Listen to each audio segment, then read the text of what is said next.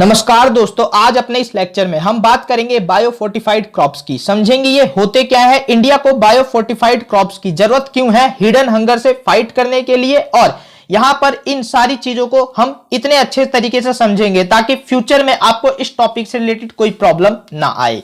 लेकिन आगे बढ़ने से पहले आप हमारे चैनल को सब्सक्राइब कर बेल आइकन पर क्लिक कर दे। आप हमें फाइनेंशियली सपोर्ट भी कर सकते हैं। हमारा यूपीआई आईडी है kanpaeducation@ybl।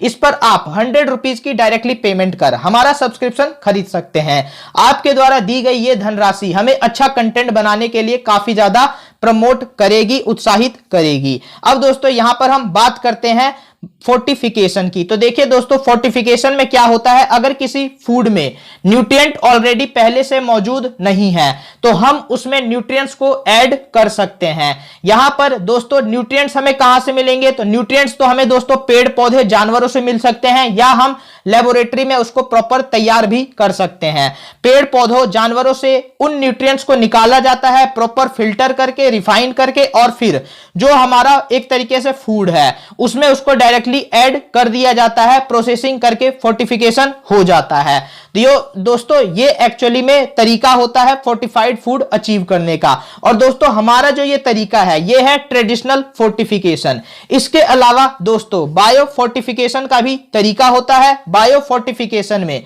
सेलेक्टिव ब्रीडिंग की जाती है और उसमें हम इस तरीके के प्लांट के स्पीसीज को चुनते हैं जिसमें न्यूट्रिएंट्स काफी ज्यादा मात्रा में हो। इसके अलावा दोस्तों हम जीन मॉडिफिकेशन के थ्रू ऐसे इंपॉर्टेंट क्रॉप्स भी तैयार कर सकते हैं जिससे हम बायो फोर्टिफिकेशन कर सकते हैं। अब दोस्तों यहां पर देखिए, आपने ये तो समझ लिया कि फोर्टिफिकेशन क्यों जरूरी है, क्योंकि दोस्तों कई सारे फूड आइटम्स होते हैं जिसमें ऑलरेडी पहले से न्यूट्रिएंट्स होते नहीं हैं, तो उसमें हम आर्टिफिशियल तरीके से न्यूट्रिएंट्स ऐड कर दे, ये हमारा फोर्टिफिकेशन होता है। और इससे हम ऑफकोर्सली यूज करते हैं हिडन हंगर से फाइट करने के लिए। अब दोस्तों ये हिडन हंगर क्या है, तो देखिए दोस्तों हम जो खाना खाते हैं हमारा भले पेट भर रहा होता है लेकिन फिर भी हमारे बॉडी की प्रॉपर ग्रोथ नहीं हो रही। तो इसका कारण यह होता है कि हमारे फूड में माइक्रोन्यूट्रिएंट्स की कमी है। और दोस्तों फूड में माइक्रोन्यूट्रिएंट्स की कमी होने के कारण क्या हो जाता है, हिडन हंगर। हम खाते हैं, हमारा पेट भरता है, लेकिन हम हिडन हंगर के शिकार रहते हैं क्योंकि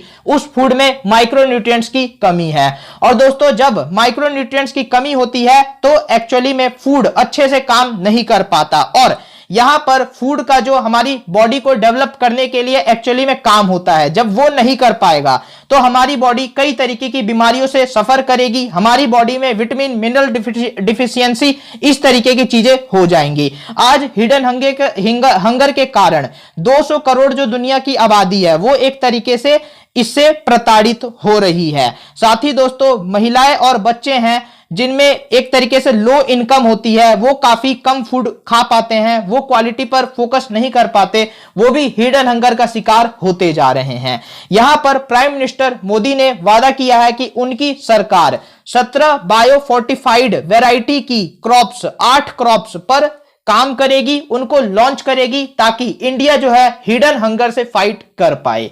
यहां पर दोस्तों गवर्नमेंट ने ऑलरेडी एक इंपॉर्टेंट स्टेप ले भी लिया है। गवर्नमेंट ने 112 डिस्ट्रिक्ट में फोर्टिफाइड राइस स्कीम शुरू कर दिया है, यानी यहां पर अब फोर्टिफाइड राइस स्कीम बच्चों को दी जाएगी खाने के तौर पर, और कुछ सालों बाद यहां के आउटकम को एनालाइज किया जाएगा और यहां पर उस एनालाइज से जो डाटा मिलेगा उसके थ्रू हमें हेल्प मिलेगी फर्दर डिसीजन लेने में। अब दोस्तों यहां पर देखिए हिडन हंगर के कारण नुकसान कितना हो रहा है, तो मैं आपको बता दूं दोस्तों कि इसको बताने के लिए एक हमारे पास रिपोर्ट है, और वो रिपोर्ट है current development in nutrient report. ये रिपोर्ट कहती है कि देखिए हिडन हंगर के कारण हमारे देश की जो जीडीपी है उसका तकरीबन 6 लाख करोड़ का नुकसान हो रहा है। इसको तो कैलकुलेट किया जा सकता है अप्रोक्सीमेट में, लेकिन इसके अलावा जो एम्प्लॉयमेंट का लॉस होता है और जो प्रोडक्टिविटी का लॉस होता है बीमारी के कारण, हिडन हंगर के कारण, इसको तो हम कैलकुलेट भी नहीं कर सकते। यानी दोस्तों अगर हम यहां पर हिडन हंगर से मुकाबला कर लेते हैं तो ये 6 लाख करोड़ जो जीडीपी का नुकसान हो रहा है वो भी बचेगा, और जो ये फर्दर लॉस ऑफ एम्प्लॉयमेंट और लॉस ऑफ प्रोडक्टिविटी हो रहा है वो भी बचेगा, जिससे दोस्तों हमें काफी ज्यादा सपोर्ट मिलेगा अपनी देश की इकोनॉमी को 5 ट्रिलियन की इकोनॉमी बनाने के लिए। यहां पर दोस्तों मैं ओवरऑल ये कहना चाहता हूं कि अगर हमें 5 ट्रिलियन की इकोनॉमी बनना है तो हम सिर्फ इकोनॉमिक रिफॉर्म से नहीं बन सकते, उसके लिए हमें सोशल रिफॉर्म पर भी फोकस करना होगा, और यहां पर हिडन हंगर से फाइट करना एक ऐसा ही इंपॉर्टेंट सोशल रिफॉर्म है। दोस्तों मैं आपको बता दूं कि ग्लोबल हंगर इंडेक्स जो 2020 है उसमें इंडिया की रैंकिंग काफी खराब है। इंडिया 94th पर है, और ये जो रैंकिंग है 107 देशों में से हमारी 94 पर आई है। हम दोस्तों पाकिस्तान, नेपाल और बांग्लादेश से भी नीचे हैं, इवन म्यांमार से भी हम नीचे हैं। तो यहां पर देखिए दोस्तों, अगर हम इतनी बड़ी इकोनॉमी बनना चाहते हैं, हम एक्चुअली में सुपर पावर बनना चाहते हैं, तो हम इसको किसी भी तरीके से ऐसी पोजीशन को पसंद नहीं कर सकते, हम ऐसी पोजीशन को सपोर्ट नहीं कर सकते। यह दाग हमें धोना काफी जरूरी है। लेकिन सवाल यह उठता है कि आखिर यहां पर बायो फोर्टिफाइड क्रॉप्स को हम गरीबों तक कैसे पहुंचाएंगे, क्योंकि जो अमीर लोग हैं या मिडिल क्लास के लोग हैं वो तो एक्चुअली में अपने न्यूट्रिशन को पूरा कर लेते हैं, क्योंकि वो अच्छा खरीद पाते हैं अपने खाने के लिए। तो दोस्तों इसका जवाब काफी सिंपल है। गवर्नमेंट ऑलरेडी पोषण अभियान, ICDS यानी इंटीग्रेटेड चाइल्ड डेवलपमेंट स्कीम, जो स्कीम आप देखते हैं आंगनवाड़ी में या एक तरीके से मिड डे मील के तौर पर, इसके अलावा पब्लिक डिस्ट्रीब्यूशन सिस्टम यानी PDS, और साथ ही साथ दोस्तों जो गवर्नमेंट हॉस्पिटल्स हैं, हॉस्टल्स हैं, वहां पर फूड डिस्ट्रीब्यूट किया जाता है। यहां सब जगह बायो फोर्टिफाइड क्रॉप्स को अगर लागू कर दिया जाए, अगर हम बायो फोर्टिफाइड क्रॉप से बने फूड को अवेलेबल कराते हैं, तो ऑफकोर्सली गवर्नमेंट जो है काफी हद तक, काफी पुअर पॉपुलेशन जो है देश की, उन तक पहुंच सकती है, और ऑफकोर्सली यहां पर हम हिडन हंगर से फाइट करके अपनी ग्लोबल हंगर इंडेक्स में रैंकिंग को इंप्रूव भी कर सकते हैं। यानी यहां पर इस सवाल का जवाब पूरी तरीके से मिल जाता है हमें कि गवर्नमेंट गरीबों तक कैसे पहुंचे। ये एक्चुअली में पॉसिबल है हमारे ऑलरेडी चलते हुए स्कीम के कारण। यानी यहां पर एक तरीके से ब्लूप्रिंट बना हुआ है, बस हमें यहां पर बायो फोर्टिफाइड क्रॉप्स लेकर आने की ही जरूरत है। अब दोस्तों यहां पर देखिए एक चैलेंज और है यहां पर कि बायो फोर्टिफाइड क्रॉप्स के जो सीड्स होंगे वो एक्चुअली में किस तरीके से किसानों तक पहुंचे। तो देखिए दोस्तों, इसके लिए एक इंपॉर्टेंट गवर्नमेंट की एजेंसी है, national seed corporation. National seed corporation क्या कर सकता है, यहां पर काफी अच्छा रोल प्ले कर सकता है।